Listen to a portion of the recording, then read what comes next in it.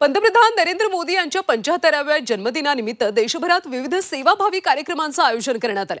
मुंबईच्या छत्रपती शिवाजी महाराज टर्मिनस स्थानकावर 13 पंथ युवक परिषद मार्फत रक्तदान शिबिर आयोजित करण्यात आलं होतं। आमच्या एकच सोच आहे, जे व्यक्तींनी एक एक बूंद पूर्ण देशात दिलं त्यांना काय तुम्ही तोफा देणार।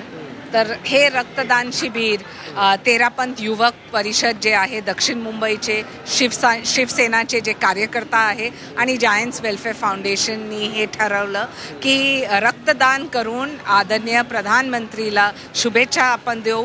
मुंबईतर्फे शिवसेनातर्फे आणि एकच लक्ष आहे की भारतला सुरक्षित ठेवायचं, हे मोदीजींनी ठाण घेतली आणि आम्ही त्यांच्यावरती विश्वास ठेवू।